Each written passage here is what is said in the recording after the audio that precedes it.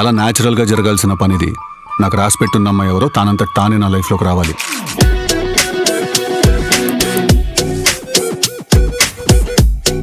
నీకు ఇష్టం కదా ఇలా ఎలా ఇలా ఇద్దరిద్దరి మధ్యలో దూరడం?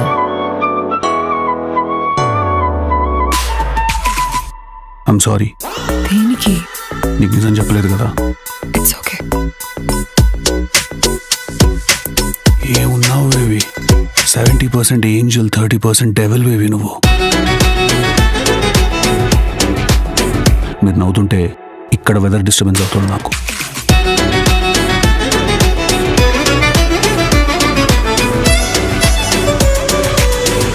పెళ్లి చేసుకుందాం, పెళ్లి చేసుకుందాం.